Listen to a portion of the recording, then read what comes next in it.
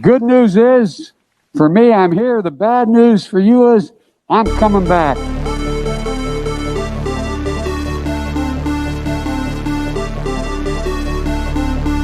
Everybody comes in your grandmother year. Everybody comes in your grandmother year. Everybody comes in your everybody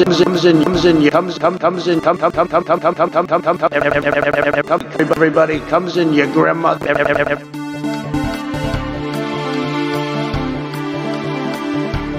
I'm about to be 34 and I have no family. And I have a simple proposition here. I'm here to ask you for your help. Where I come from, you don't get far unless you ask. My name's Joe Biden. I'm a Democratic candidate for the United States Senate. Look me over. If you like what you see, help out. If not, vote the other by. I don't know who created Pokemon Go, but I'm trying to figure out how we get them to have Pokemon go to the polls.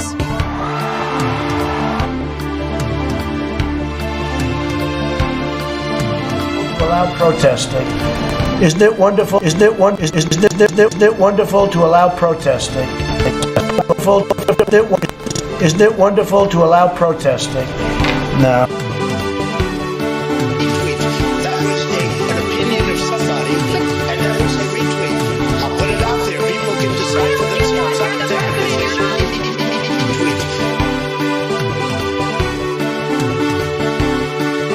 retweet.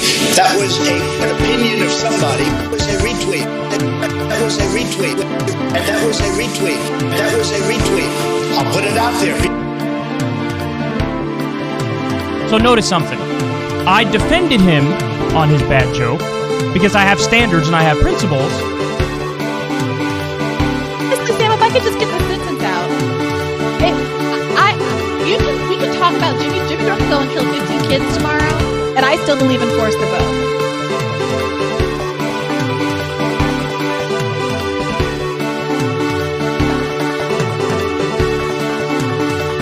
They're not accountable to anyone, and they won't come on. I get 10 to 12 million views a month. 10 to 12 million views a month. I get 10 to 12 million views a month. I get 10 to 12 million views a month. 10 to 12 million views a month. 10 to 12 million views a month. I'm not accountable. They're not accountable to anyone. Town hall, every fucking one of them is selling you out and canceling you for their own personal gain. They're not accountable to anyone. Everybody comes in your grandmother. Everybody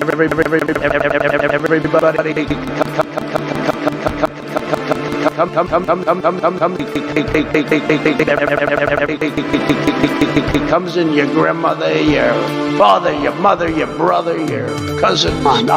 They come in so easily, so this country because of what I saw happen in Charlottesville. That was it. No one else was talking about it.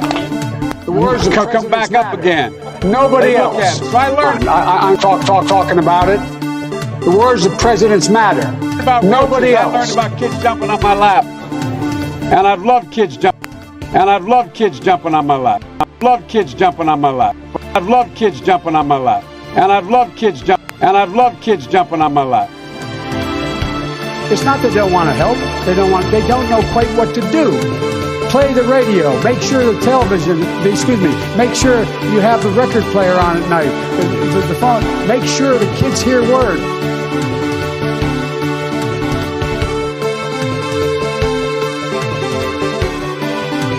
Early in the morning, they went to the table with the black robe, the black shield, and they pulled out the votes. Those votes were put there a number of hours before.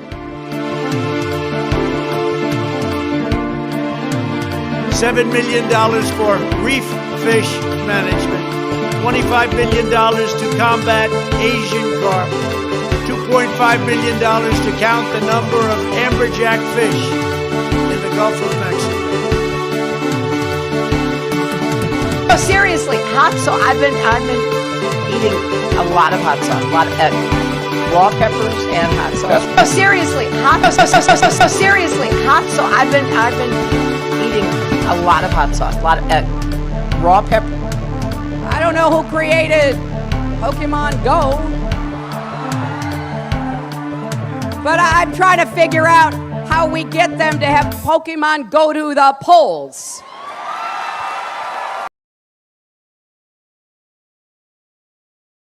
God damn it. God damn it. God damn it. Hello? Hello? Fuck!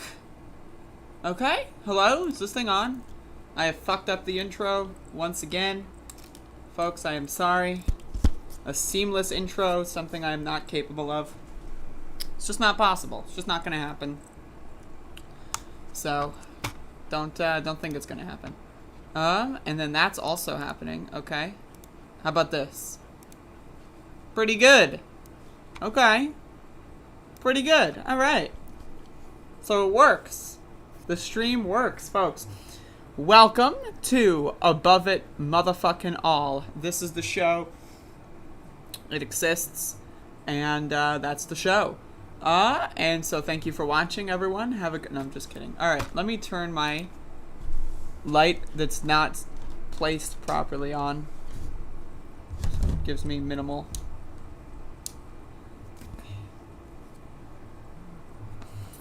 But yeah, what's poppin', folks? This is the stream. This is Above It Motherfucking All. Episode 1268 for the day of July 15th, to my understanding. Alright. Whole show is ruined. Yep, it's destroyed. Alright, so, we got some news. I mean, we got some news items. Some items that are newsworthy. I'm gonna be going through. We're gonna be doing a news roundup. I'll be getting to the Elizabeth City, recap as well.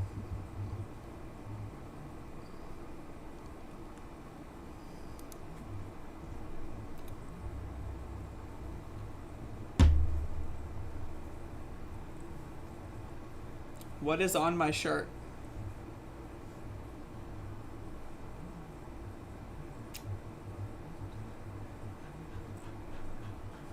All right.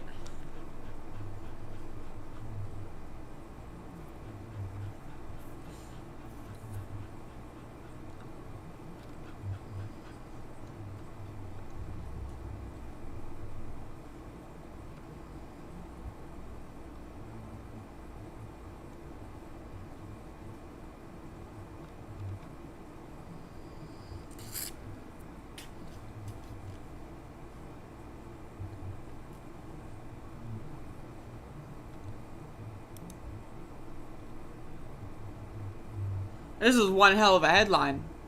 The Delta variant's message to anti-vaxxers. It's your funeral. Oh, jeez. Get 'em.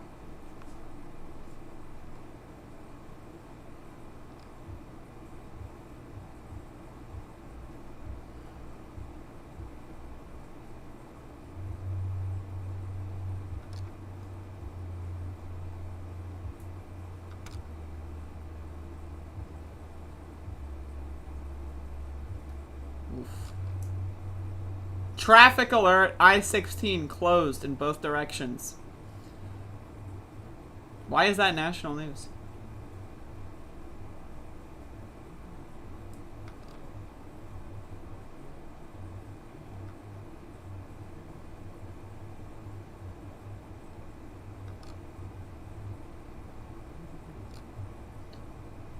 All right.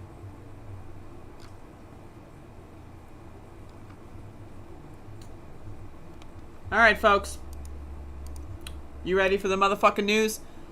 Hello? Spider right behind Andrea's back. That's not a spider, that's a dog. Hello, Mila. Hello, Abner. Hello, Paladin. Hello, Ds. Hello, Sanam. Hello, Rielan. Hello, Felix. Hello, Sal. Hello, Kat Hiron. Hello, Matt. Hello, Choki. What's pop-a-loppin', folks? Welcome to the broadcast. Alright, okay, alright, okay.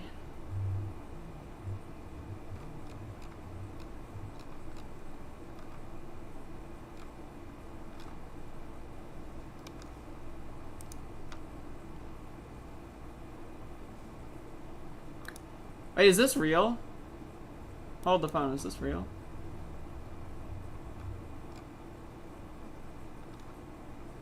Hold on. I just got sent this fresh drams.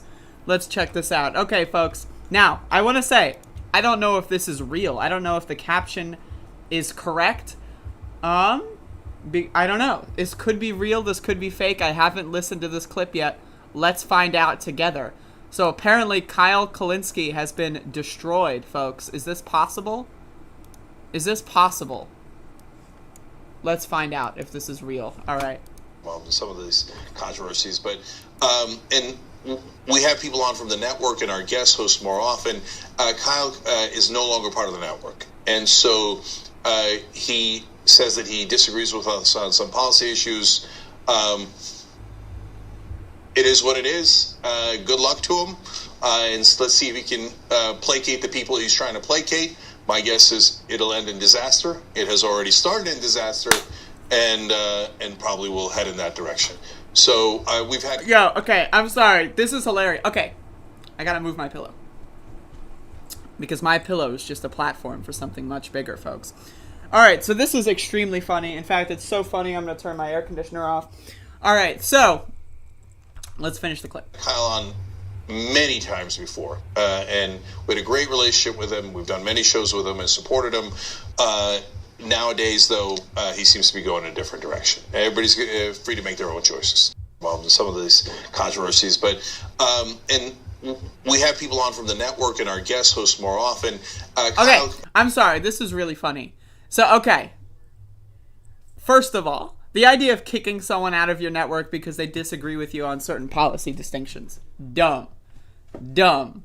Right? Now, that's dumb as hell. I don't think, though, that that's what this is. I think this is them kicking Kyle because Kyle was being nice about Jimmy Dore being a creepshow motherfucker for way too long. I think that's what this is about. I think this is drama, you know, and retaliation because of drama. And that's hilarious to me. And also, Cenk was completely spot on in his analysis. Like, I want to play this part again. And let's see if he can placate the people he's trying to placate. My guess is it'll end in disaster. It has already started in disaster, and probably will head in that direction. So that's hilarious. That's really funny. That is so extremely funny because that's correct. That's accurate information. Kyle Kalinske, again, I don't want to be in the position of mocking a fellow ski, but he has just tried so hard to placate. To me, it's very reminiscent of like Liz Cheney, like a Republican who tried to placate QAnon until it became too much and is now like on the other end of it. That's what it feels like to me. Like Kyle Kalinske is very reminiscent of Mitt Romney or Liz Cheney. Like they're really trying hard not to make the Q people upset, and then at a certain point they're going to crumble and they're going to become like the anti-Q like left winger. Because really, let's be honest, Jimmy Dore's like whole ilk of force the vote weirdos, that's QAnon for the left. It's no distinction, there's no difference whatsoever. It's just ludicrous nonsense garbage. And it's just really funny that these people would placate that kind of shit for way too long. Instead of educating people, instead of trying to get people away from that shit, they were just pretending it didn't exist, pretending it didn't happen. And there's consequences for those actions. TYT is welcome. I'm going to turn my air conditioner back on. TYT is welcome to kick anyone they want off their network. I do think it would be childish if it were over policy, but it's not. I think it's over the fact that Kyle Kalinske is a beta male. And that's hilarious to me. So I'm glad that someone sent me this. Very good stuff. Very good stuff. I want to be more on top of this drama, but like I also don't care enough to watch it like myself. So if you see any updates like that, please send it my way because I find that shit hilarious. Abso-fucking-lutely. Holy crap.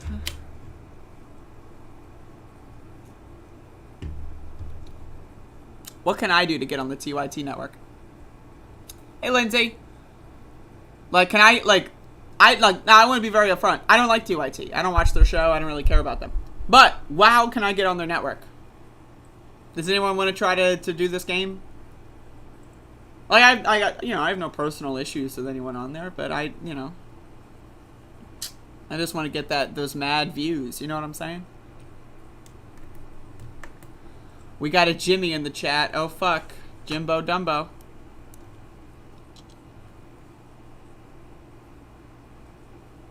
Hey, Bob. Hey, Paladin. I definitely did not miss Sonim. Mila, you are incorrect. Rewind the tape. The whole tape.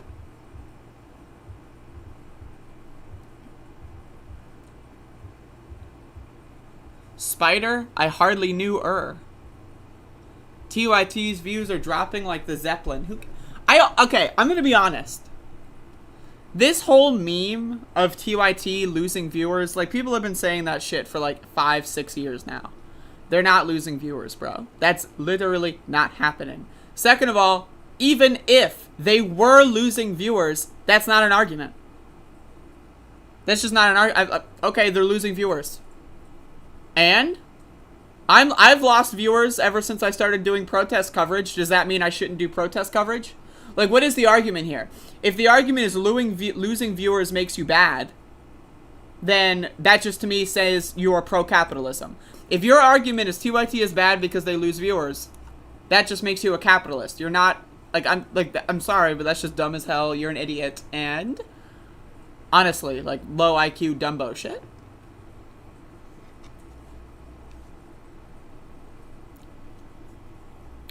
Thank you so much, Lindsay. I appreciate it. Andrea, share your streams all over the TYT Discord. And I put your link in the chat last week praising your work on the protests. Thank you, thank you.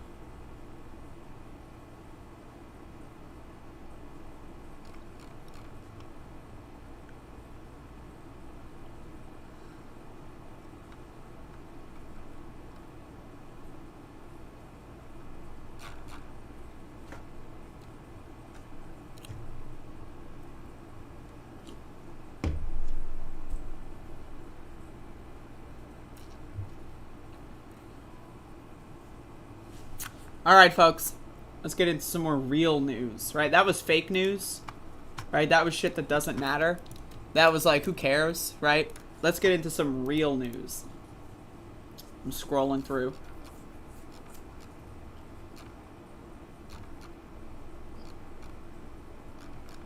Yo, this shit is fucking crazy. Alright, check it out, folks. Wobbling moon will cause devastating worldwide flooding in the 2030s.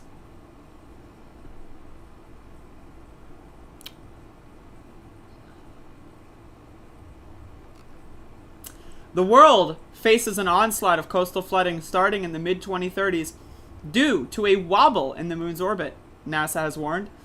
Numbers of floods could quadruple as the gravitational effects of the lunar cycle combine with climate change to produce, quote, a decade of dramatic increases in water disasters.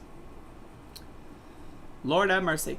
The space agency said coastal cities would experience rapidly increasing high tide floods, and they would occur in clusters lasting a month or longer. It said the main cause was a regular wobble in the moon's orbit, which was first recorded in 1728. Whew. NASA said what's new is how one of the wobble's effects on the moon's gravitational pull, the main cause of Earth's tides, will combine with rising sea levels resulting from the planet's warming. We have some helpful pictures here. That's super interesting. The bakery. I love this. The bakery. I love how that's text, too. Like, it's highlightable text. Fucking the bakery. That's amazing content right there. Anyway, the wobble in the moon's orbit takes 18.6 years to complete. For half of that time, regular daily tides on Earth are suppressed, meaning high tides are lower than normal, and low tides are higher than normal. During the other half of the cycle, tides are amplified, meaning high tides get even higher and low tides get even lower. That's super interesting. As global sea levels rise, the amplification effect will be increased. The next time this lunar assist to high tides comes around will be in the mid-2030s. By that time, global sea levels will have been rising for another decade. It will have passed a tipping point, and the result will be a leap in flood numbers on almost all U.S. mainland coastlines. Bill Nelson, head of the space agency, said low-lying areas near the sea level, reminder, I live right on the river, next to the Outer Banks, are increasingly at risk of suffering due to increased flooding. A reminder, I already live in a flood zone. It floods here during regular storms. The combination of the moon's gravitational pull, rising sea levels, and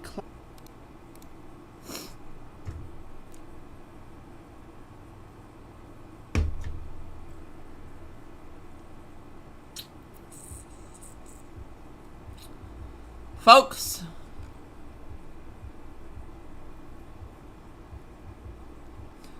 Lindsay, I have no issues with TYT other than policy disagreements. Like I said, I have no problems with any of them on a personal level. Not that I've ever spoken to any of them on the personal level, but like I don't care about like any of those conspiracy theories about how they take money from fucking whatever. I don't give a shit. Don't care whatsoever. I view them as allies.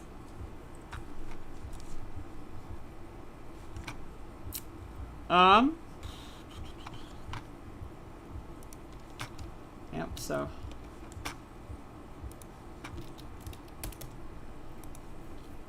What's poppin', Smea? How's it going, Bob? How's it going, Mike? Abner? What's up?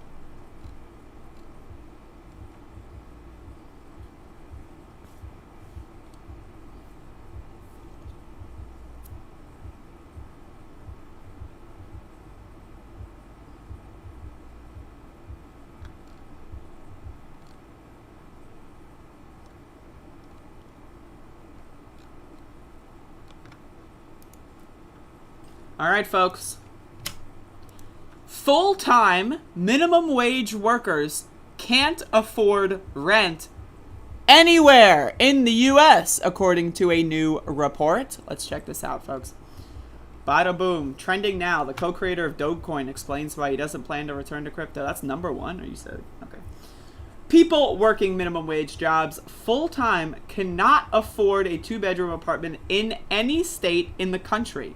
The National Low-Income Housing Coalition's annual out-of-reach report finds in 93% of U.S. counties, the same workers can afford a modest one-bedroom. The report defines affordability as the hourly wage a full-time worker must earn to spend no more than 30% of their income on rent, in line with what most budgeting experts recommend. No more than 30% of their income on rent. Whoa, like, okay, I was thinking, like 80%, 90%, no, 30%, okay. This year, workers would need to earn $24.90 per hour for a two-bedroom home and $20.40 per hour for a one-bedroom rental. That's an increase from $23.96 and $19.56, respectively, from last year. The average hourly worker currently earns $18.78 per hour. The report finds more than $6 short of the wage needed to afford a two-bedroom rental. Given each state and locality's minimum wage, the report finds that the average minimum wage worker in the United States would need to work nearly 97 hours per week to afford the average two-bedroom home. That's more than two full-time jobs? Folks, what the fuck? The pandemic exacerbated housing issues, with low-wage workers facing the brunt of job loss. They were also more likely to contract COVID-19. Additionally, the report finds that Black and Latino workers are more likely to spend more of their income on rent, as they make less on average than white workers. Over 40% of Black and Latino households spend more than 30% of their income on rent, compared to 25% of white households. NLIHC is urging the government to ensure that COVID-era emergency rental assistance programs help those with the greatest need. It is also calling for policymakers to create permanent universal rental assistance for eligible households to invest in new affordable housing and to implement stronger renter protection laws. So again, this is a huge problem. Over the course of the pandemic, people were losing their homes. Even with an eviction moratorium, there were so many loopholes in so many cities, and law enforcement didn't bother enforcing the law on those things. In fact, they broke the law, and a lot of law enforcement actually evicted people, which was illegal under an eviction moratorium, but that's whatever. And so it resulted in a lot of homes going for sale. A lot of people foreclosing their homes. A lot of people getting second, third, fourth, fifth mortgages, selling their houses to people and then renting them. And as a result, a lot of corporations, businesses, real estate companies bought up a lot of houses and are in the process of creating another housing inflationary bubble. But in this instance, no one can buy these fucking houses. Right. Now, again, if we have empty houses and condos and apartments and hotels just sitting there, why the fuck can't homeless people stay there? Why the fuck can't we have families being housed? It's ridiculous, it's evil, it's disgusting. And that doesn't even touch on the minimum wage issue. Remember when Joe Biden campaigned on a $15 minimum wage? Me too. And that's not going to happen. So, what the fuck? We're fucked, folks. I'm serious. We're fucked. Like, this country is fucked in the face. Like, we've got, like, another year or two before, like, massive civil unrest if this shit is continuing at the trajectory that it is. And especially after last year, we saw that the people in the United States of America are capable of civil unrest. But I think that the United States of America's people are also capable of uncivil unrest. And when that happens, shit ain't going to be pretty. And so, again, this is a huge problem. These have very solvable, like, very easy to solve solutions. Empty hotel rooms, homeless people, check. Minimum wage laws that are outdated, archaic, while corporations are raking in money hand over fist. That's an easily solvable problem. Raise the minimum wage to $20 an hour. I'm tired of this $15 minimum wage bullshit. Bernie Sanders started promoting that in fucking 2014, bro. Like 2014 and 15 was when he started going on that. People are still pretending like that's a litmus test. No. $20 minimum wage. And $25, $30, $50 minimum wage. Like, seriously. Like, again, when you really think about it, money is fake.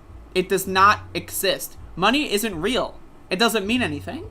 Right? When the government can just print trillions and trillions and trillions of dollars to hand them to big banks and corporations and then give the little people nothing but crumbs and fucking scraps, right? You need to understand money is not real.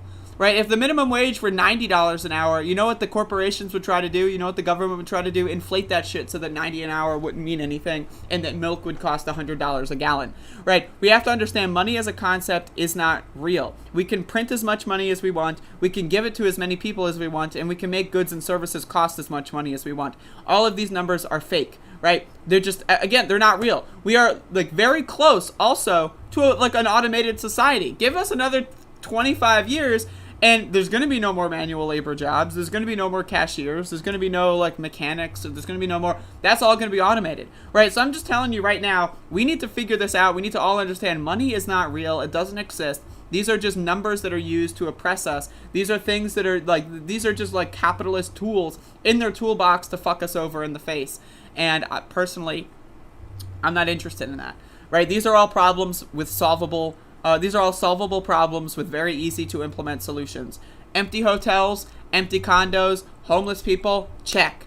Right? You can't afford rent? I don't know. Lower the rent, give people more money. Check. Right? This is not, this is not rocket science, folks. This is basic shit. And if you disagree with me, I mean, I'm sorry for your loss. I don't know what else to say.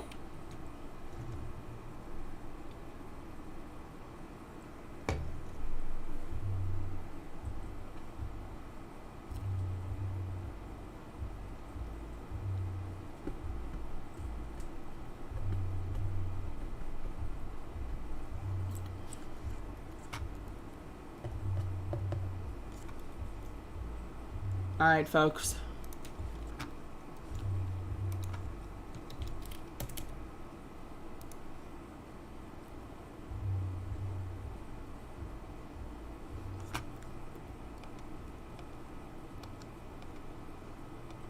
Ready for this shit? When a new district attorney takes office, police kill fewer people, our research finds. We found no changes in crime rates, arrest rates, or assaults on police. Data that suggests that officers can de-escalate while remaining just as effective. Check this out. Each year, police kill more than 1,000 people in the United States. Very few of these incidents, less than 2%, result in any criminal charges. To be sure, some deaths involve police saving others or themselves from danger, not true. But just as surely, some incidents involve police misconduct. Many observers argue that the close working relationship between prosecutors and police contributes to the low rate of indictments. Let's look at the case of Andrew Brown Jr. in Elizabeth City. Again, we've been protesting for 86 days, and I will get to the recap after the segment. I thought that this was an appropriate lead-in. The district attorney here, Andrew Womble, is highly corrupt. He has been involved in numerous lawsuits and corruption, charges, and all sorts of other, wheeling and dealing things with not just my county sheriff's department, but with neighboring county sheriff's departments. He has very, very clearly stated that the murder of Andrew Brown Jr. was justified, even though In the Pasquotank County Sheriff's Department handbook, it says they cannot shoot a fleeing suspect. They can also not shoot a fleeing car. That's what it says, right? The Supreme Court statutes say that you cannot kill a fleeing suspect. Also, again, like, all of these laws and rules or whatever are thrown out the window because the district attorney can just decide, fuck it, I don't really care. And they've got the sole power to do that. The only thing that trumps them in the state of North Carolina is the federal government, right? And that's why they're doing a federal lawsuit, which I'll get into soon. But again, if you were, like, this is my thing, right? Letting power embed, letting power fester is a highly problematic thing. When you, like, if we have two bad apples, right? And you let one bad apple sit there and ferment versus moving the apples over and over and over again and swapping them back and forth. You got a bad apple, you let it ferment for 4 years, you throw it in the garbage, you put another apple there, it rots, it ferments, and it gets, you throw it in the trash, you put another one there. Right? That's the idea. Right? So when it comes to voting for a district attorney, always try to vote the other guy out. If it's a Republican, vote that motherfucker out. If it's a Democrat, vote for their primary opponent. Right, unless the primary opponent's like a corporate stooge, right? There's a lot of exceptions to this rule. Right, when it comes to the sheriff's department, you don't want these people to have power fester, especially when you've got situations where the sheriff has been there for a long time, the DA has been there for a long time, right? You have all these other, prosecutors that have been there for a long time. You have judges that have been there a long time. You have police officers that are there for a long time. They become friends. They back each other up. They scratch each other's backs, and that's a huge fucking problem. And again, like, if you just switch the power, if you have bad guy number 1 to bad guy number 2, and they're both equally as bad on policy, just the sheer fact that they don't have those relationships is going to make situations slightly better. And that's what this article is proving. How do police officers react when a new prosecutor takes over? Are police more cautious about using force if they feel more uncertain about whether they might be investigated? In new research, Harriet Garrow and I find that when a new district attorney takes office, police kill fewer people. Deaths decline, no matter what the new prosecutor's political party or policy platform might be. During that time, we find no changes in arrest rates or assaults on police officers. That suggests that officers can de-escalate situations without either restraining from policing or risking greater harm to themselves. I'm sorry. I'm a little burpy because I'm drinking a lot of carbonated beverages this morning. We studied recent elections of local prosecutors, commonly called district attorneys or DAs.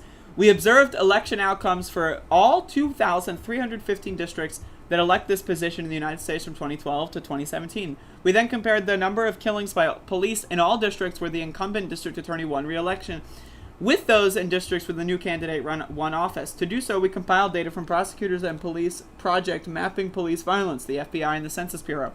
We found that a new district attorney taking office is associated with a 17% reduction in police killings, equivalent to 0.08 deaths per district per year. But this doesn't tell the whole story. Many districts have little competition for the prosecutor position, especially in rural areas like Elizabeth City and Pasquotank County, northeastern North Carolina here, right? Law enforcement in districts where incumbents are sure to win could be very different from law enforcement in districts where the incumbent routinely faces new challengers who have real chances of winning. To address this, we focused on 157 districts with close primary or general elections. We compared districts where a challenger narrowly defeated an incumbent with districts where an incumbent district attorney narrowly defeated the challenger. These districts were demographically very similar, but generally more urban and had very similar policing results, such as arrests, deaths, and convictions, and so on, before the election. As a result, any subsequent changes in policing are likely to result from the election's outcome. In districts where elections are close, the differences are even more dramatic. After a new candidate ousts an incumbent, the number of deaths by police falls by 40%, equivalent to 0.3 deaths per year per district, or at least 1 death in a 4-year term. The effects are similar no matter the civilian's race. Black, Latino, and American Indian adults in the United States face a higher risk of being killed by police than white adults. The risk is exceptionally high for black men, who face an estimated 1 in 1,000 chance of being killed by police in a lifetime. But when a new prosecutor takes office, the drop in police killings doesn't vary significantly by race or ethnicity. White deaths decrease by 40% and black deaths decrease by 38%. In other words, while prosecutor turnover reduces police killings, it does not close race and ethnicity gaps in police violence. What's more, after a new district attorney takes office, we found no changes in property crime, violent crime, or arrests. This suggests that when officers want to, they can de-escalate situations that might have otherwise turned deadly, and aren't simply avoiding those situations altogether. Nor do we see an increase in assaults on or deaths of police officers. Why do police behave differently when there's a new prosecutor in town? Others have found this link between police accountability and use of force. Still, some might be surprised by our findings. How might changes in the district attorney's office influence higher stakes policing decisions? Certainly, we do not expect officers to calculate the odds of indictment while making split-second decisions. Instead, we imagine at least 3 reasons to expect police officers to respond to a new candidate's election. First, district attorneys work closely with police officers every day. If officers felt known and respected by an incumbent, they may become cautious about using force after the incumbent is ousted. Yes, absolutely. Second, a new district attorney introduces uncertainty. Officers may behave cautiously if they are unsure how a prosecutor will handle future cases involving police. It's all about people being in a certain state of mind. It's all about people going into, like, again, I want to take the case of Andrew Brown Jr. being shot and murdered by the Pasquotank County Sheriff's Department. Right? They went into that situation on the back of a pickup truck with AR-15s drawn, loaded, and ready. If, let's say, a new district attorney was just sworn in 6 months ago, they wouldn't have done that. They would have maybe gone on the back of a pickup truck with guns, not fully loaded and ready. Maybe they wouldn't have gone on the back of the pickup truck and they would have taken a normal squad car. Maybe they wouldn't have had AR-15s, etc., etc., etc. These are all things that go into one another. If you think going into a situation that you'll have a higher chance of getting away with it, you'll be more likely on a subconscious level to make split-second decisions that result in the deaths of people. If you're already understanding that you don't know how this person is going to treat you, you're going to be more cautious, right? This is hard to explain, but it's basic human psychology, right? It's, again, if you spend every day being buddy-buddy with the DA, you're going to be more likely to be fast and loose with the rules. Whereas if the DA is coming to your office and, spits in your coffee or something, you're going to be a little bit more cautious with how you go about basic scenarios, right? And so, again, this is why we need to have power transfers. There are a lot of people out here that say, oh, Joe Biden isn't that better than Donald Trump. Okay, well, even if Joe Biden is worse than Donald Trump on a lot of policies, which I don't believe, that's not what I believe, but even if that's the case, the sheer fact that we are switching parties and switching power structures means that there's going to be less fermenting in office, right? So again, I'm highly in favor. Again, there's also a conversation right now in Pasquotank County when it comes to the sheriff's department and getting a new sheriff in the next election. I don't like any sheriff. I don't like any cop. And I think that Eddie Graham and the race versus Tommy Wooten, I think they're both very similar. I think they're basically identical as far as candidates are concerned. They both have said the same things. They both will do the same things. But the sheer fact that they are a different person, right, with different relationships, that itself is enough to potentially lower police violence, to potentially just shake things up, even for 6-7 months, even for 2 months, even for 2 weeks. And that can be a very crucial fact when it comes to a life or death scenario, right? Like, again, let's say a new sheriff is in town, right? And then fucking 3 weeks later, there's a position where cops almost kill someone. It's possible that if that new sheriff weren't in town, that they would have been more likely to kill that person. This is all human psychology based on their comfort. And this is why I also think law enforcement should not be a full-time position that people do for their entire lives. I think law enforcement should have term limits, personally, right? We should not have people that are very comfortable with having guns and pointing guns at people. People should always be very uncomfortable pointing guns at people, right? You should not be in a position where after you kill someone, you're back allowed on the force. If you kill someone, even if, let's say, hypothetically, which I never think that this is the case, hypothetically, let's take a police killing is justified. You should just be laid off. You shouldn't have to work as a police officer anymore. You are no longer capable of performing that duty. You have killed someone. Your psychology has changed permanently and irreparably, and you can no longer be trusted out on the street. I don't care if someone was coming at you and about to kill you and your family or whatever. Fine. If the shooting is justified, which I think it's very impossible or very, very close to impossible for a shooting to be justified. But, again, even if the shooting was justified, you should not be allowed to be law enforcement anymore. Your psychology has been permanently changed. You cannot be trusted with guns. And that's just my thing. That's just I think police officers should have term limits. I think that they shouldn't be allowed to kill people and then continue to be on the force. Even if that Like, again, if they shoot and kill a terrorist with a bomb or whatever fantasy scenario you want to come up with, that still has permanently altered their brain chemistry and their psychology, and they should not be trusted with the gun anymore. That's all I'm saying. So, again, these are all things that we need to have these conversations about. State violence is only getting worse, right? Good cops, if they did exist, they don't exist anymore because they're all quit, fired, or just not even joining in the ranks anymore. They're all being cycled out. Cops are a fascist gangster, force of evil, right? DAs, right? Corrupt judges. This is all like a fucking primordial soup of cringe, disgust, evil, and just nefarious fucking garbage. And again, reports like this really just do a great job in highlighting just, again, even if a Democrat leaves and a Republican joins, they might still be more apprehensive for 6 months, a year, whatever. And that could be a life-saving moment for someone on the other end of that gun. So, I wanted to cover that before I covered the protest coverage.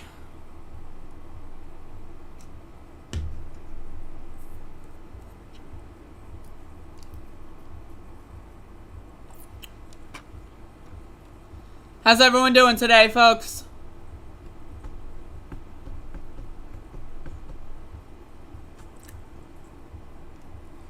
Give me a vibe check.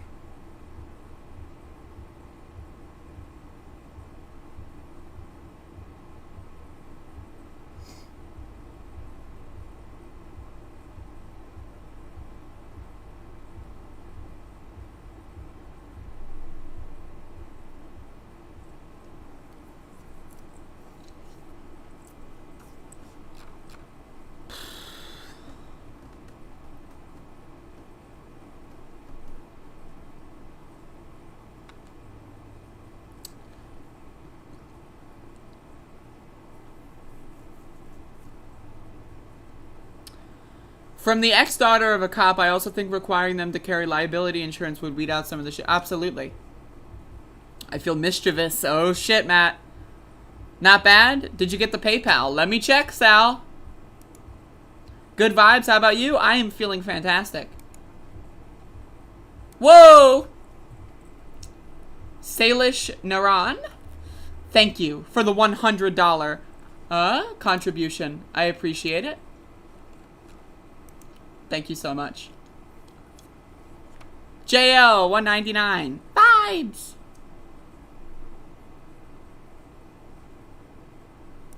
Oh, I have a new patron too. Thank you for the $5. I'm feeling awesome. Have had an amazing week. That's amazing. Thank you. I'm glad that everyone here is doing pretty well. I mean, like, the world is crumbling, you know?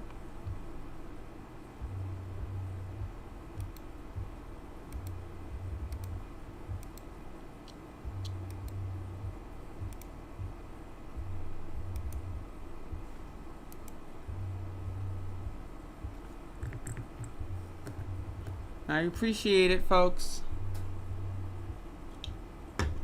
I'm going to get into the recap, and then I'm probably going to skedaddle.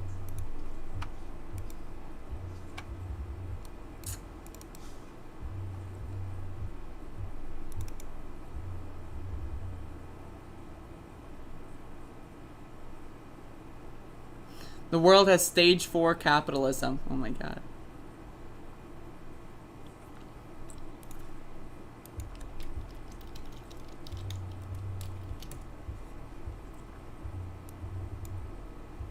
Belated B-Day. Thank you.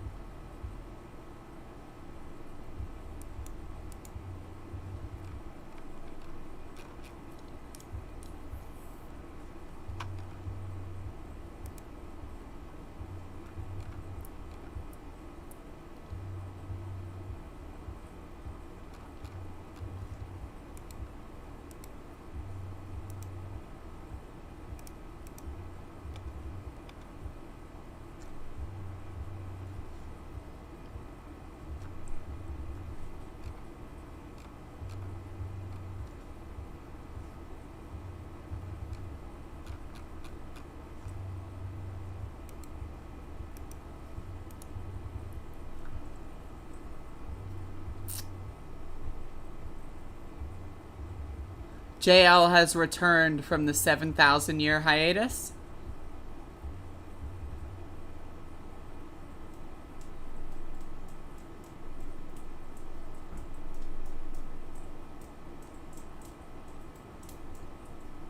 Yeah, my birthday was like 2 months ago almost. That's crazy. Yo, man, my life, I swear to God, my life over the last like fucking 4 months, 3 months has been... Don't even know what's going on anymore. Like, I've done 1,268 of these fucking shows. That's crazy. That's crazy. I mean, like, I started doing the live stream podcast on episode 980, right? Ooh. So I've almost done 400 of the full-length shows, which is pretty crazy. And I started doing that in, I think, September. So that's more like, I've done almost 400, so I've done 388 shows in the span of 10 months. That's pretty cool. It's crazy. There was a while where I was doing 2 a day. Like in January, I was doing 2 a day. Because of the insurrection, I covered so much of that shit. Surviving the 7,000 year hiatus. Happy belated, thank you so much.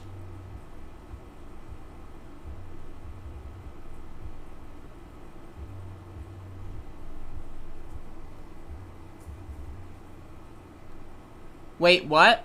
I'm waiting.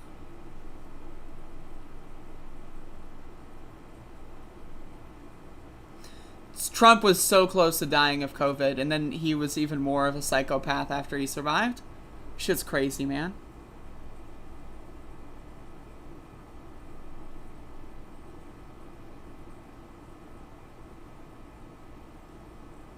Yeah, when did I do 980?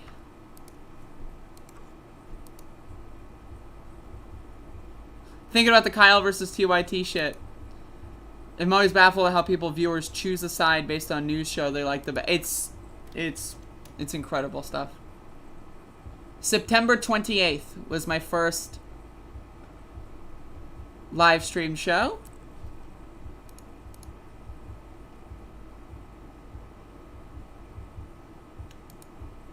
The description. The first episode of Above It All in the live stream format. Will this go well? Question mark. Who knows? It's crazy. I guess we know now. I guess if we know now, we now have the answer to that. That said, I'm an abover through and through.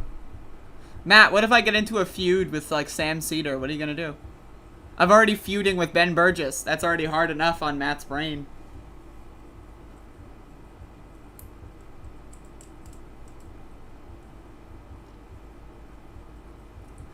Yeah, Catherine, I did a lot of extra shows in January after the insurrection. I was doing 2 a day because there was a lot of news at that time that I felt was worthy of doing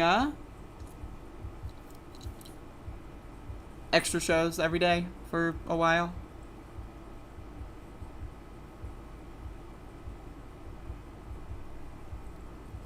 Ben Burgess doesn't have much of a following anymore. I mean...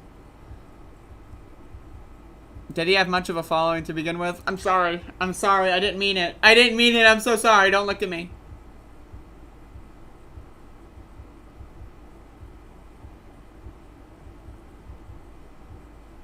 Hi, my name is Paul Land. That is between y'all. What?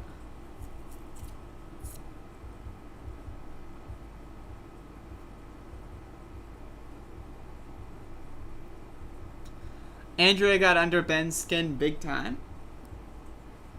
Reminder, folks, if you see Ben Burgess do any live show, including his own, and there's a question and answer section, please ask him to debate me. I really want to, like, take the Steven Crowder angle on that one. Because I think Ben Burgess is extremely childish, and I want to pester him until the cows come home.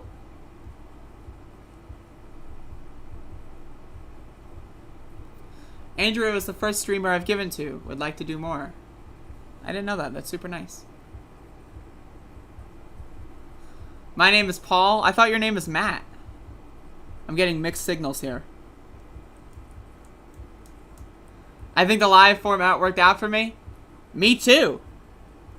It's pretty cool.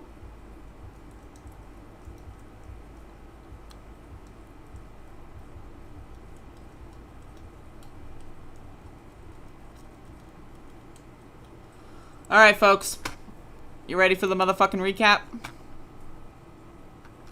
Are you ready for the motherfucking recap? I'm gonna be honest, folks. I don't think you're ready.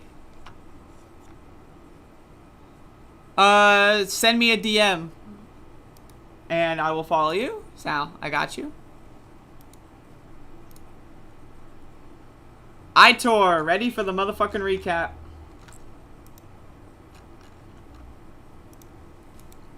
So yesterday was day 85 of protesting in the city of Elizabeth City inside the county of Pasquotank County over the police execution of Andrew Brown Jr. And earlier in the day, around noon, there was a press conference from Ben Crump and Bakari Sellers and other adjacent attorneys, as well as the Brown family, announcing a $30 million lawsuit against the deputies involved in the shooting, as well as 2 previously unidentified deputies from, I believe, Dare County. To my understanding, I will have to, increase my understanding of that scenario and look into it a little bit more as well. But that was announced. In the crowd, there were sheriff deputies in plain clothes, in the background, kind of watching things go on, and they left after the press conference was done, and they looked like they're, sweating their ass off. So that's pretty good. We need to suck these leeches dry, as far as I'm concerned. Cops are parasites. Full stop. They steal money, and they kill people. What do you call something that attaches itself to a host, steals the host's resources, and then kills the host after their usefulness has declined? That's a parasite, and that's exactly what law enforcement is in this country. So that happened at noon. The press conference was really good. And then at 5-ish, we did our normal, routine of protesting the government. And so let me show you the clips from that. So this was us getting ready on the Black Lives Matter street, formerly known as Colonial Avenue. I mean, it's still technically known as that, but it's got Black Lives Matter Street on it. And so we got ready. We got our flag. As you can see, the flag is being held, and we were ready to start. And then we started, and that's us starting the protest. Yesterday again was day 85. 85 days in a row. I have been protesting every single day, and I missed one of the demos. One time I missed a day 72 demo because I had other activities I needed to do, which are protest related, so technically I'm still protesting every day. That being said, I did miss one of the demos on day 72, I believe. But that being said as well, again, just looking and comparing and contrasting footage from day 30 to now, where you see the street with the Black Lives Matter painted on it, right? You see the sun in the background, you see people sweaty, tired, but determined. You see the same people that have been here since day 1, day 30, day 60, right? Now day 86 will be today, but yesterday was day 85. You can see that there's grit and determination in people. People are tired, they're mad, and they don't want to fucking take this shit anymore. And so what we did was we marched around the courthouse protesting. The Confederate statue is going to be planned on being removed as well. The Confederate statue that was installed in 1911 by the KKK chapter Daughters of the Confederacy is finally going to be removed. They are stealing $28,000 of taxpayer money and giving it to a contractor friend in order to move this monument.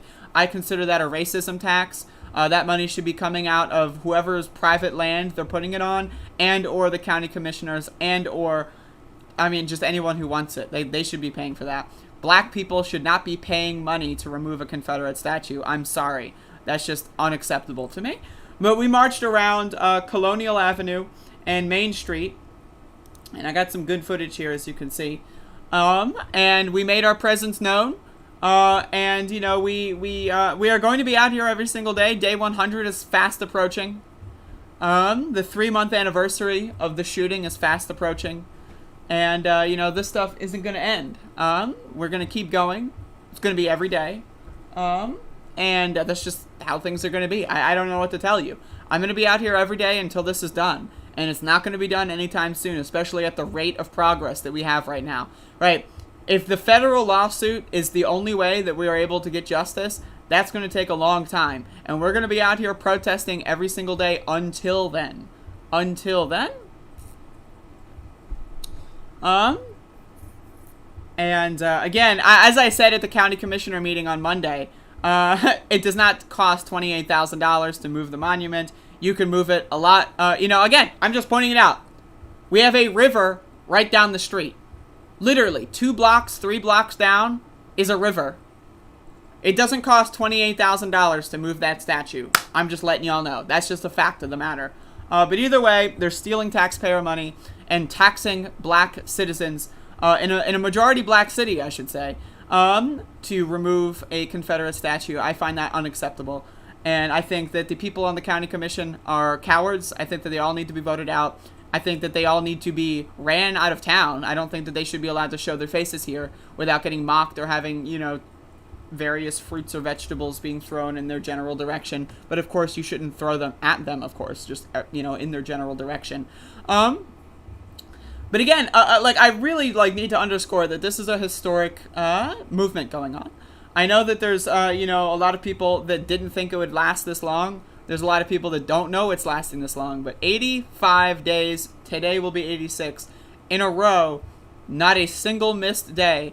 That is huge. That is historic. And that is something that I am proud to be a participant in. And again, I just want to reiterate, everyone involved in this movement is an amazing person. In their own way. I mean, there's a few people that probably aren't amazing. I know there's some cops that march with us sometimes and they're trying to, but for the most part, the general rule is that you're pretty amazing. Another thing is, these demos we haven't had permits for because the police have basically said, we're not going to protect you anymore. The sheriff's department made a big stink about it, but ECPD said, we don't really feel like protecting you. So just letting you know. So, fuck the permit. No permits? All right, we can go back to that game. And so we were taking Road Street today and, without permits, and we had our fellow vehicles, protesters with their own cars blocking roadways, for the sake of safety and all that kind of stuff. And again, this is some very big stuff. I also want to point out that at some point next month, the colleges and universities will be opening, assuming, the Delta variant, blah, blah.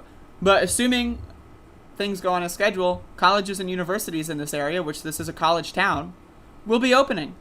We will be having a lot of young people in Elizabeth City in the next couple months. Just throwing that out there.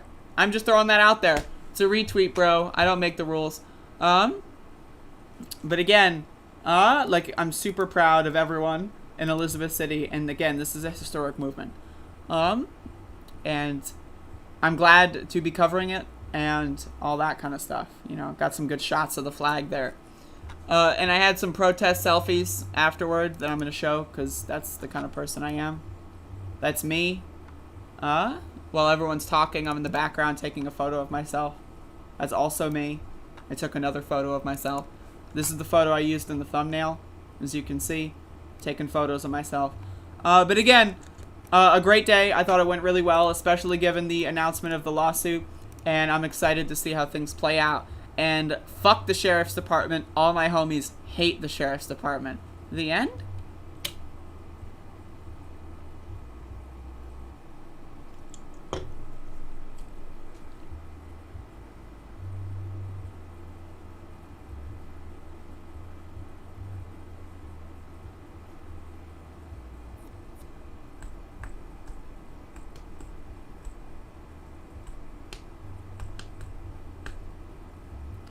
My cap is crooked. I have it right here.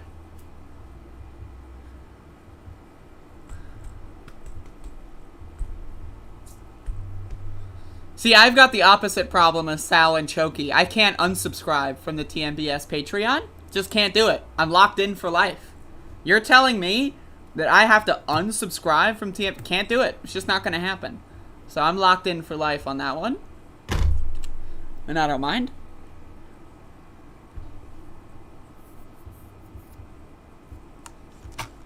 But anyway, folks, again, thank you all for watching. I really appreciate it.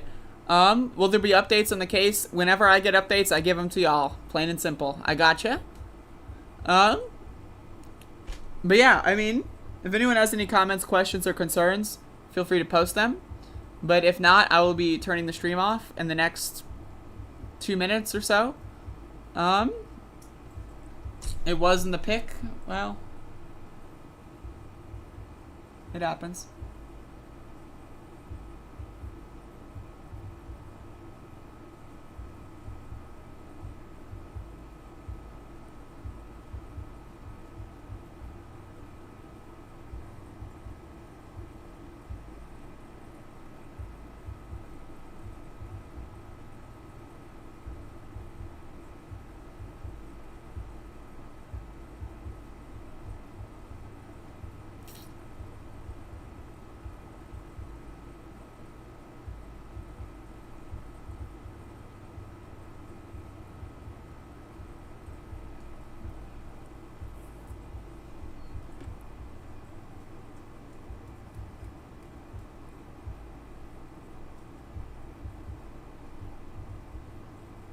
Leave it on so we can chat. I mean, chat in the Discord. So I just want to say as well on the subject of the Discord server, a lot of people have complained at the lack of moderation in the Discord server. I apologize. I don't have nearly as much time to make sure the Discord server doesn't, you know, turn into a shit show. So over the next like week or two, I'm going to be thinking of appointing moderators for the Discord. So I'm just pointing that out. I understand that people are frustrated that, you know, I just don't have time to interact as much as I used to. And so I just, you know, wanted to also tell people about that. But I want to make sure the Discord is a better place for people to chat with each other as the stream is not on. And I acknowledge that there are criticisms that have been made, and I'm going to work on them. JL, $20. Thanks for being you. Oh my God, I'm gonna cry. Thank you, JL. Thank you.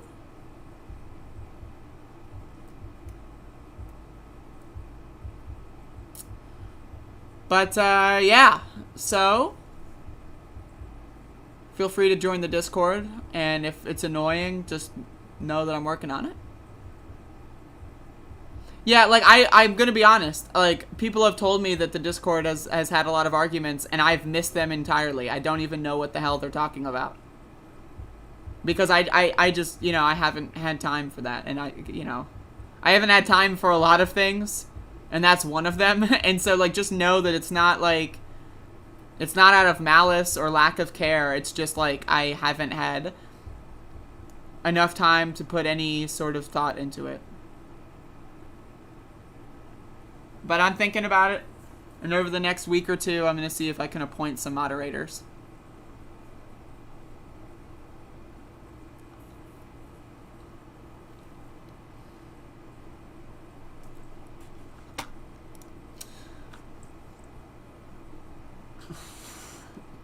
Alright, folks.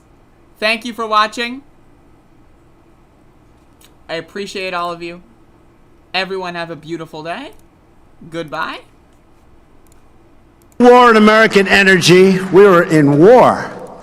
And we've ended the war on beautiful, clean coal, one of our great natural resources.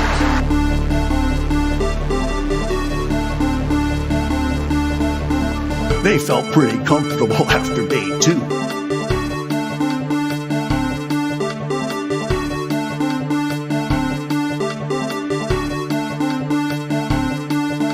Everybody comes in, your grandmother, your father, your mother, your brother, your cousins. They come in so easily, so crazy, so crazy. Everybody comes in, your grandmother, your father, your mother, your brother, your cousin. Everybody comes in, your everybody comes in, your comes in,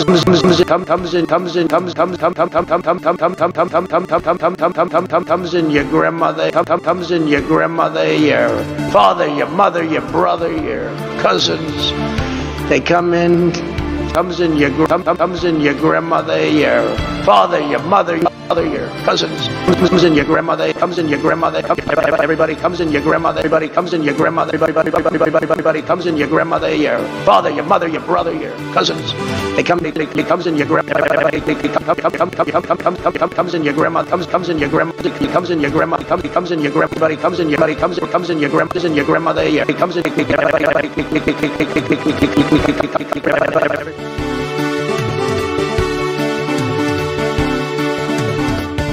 So notice something. I defended him on his bad joke because I have standards and I have principles. It's not that they don't want to help. They don't know quite what to do. Play the radio. Make sure the television, make sure you have the record player on at night. The phone. Make sure the kids hear word.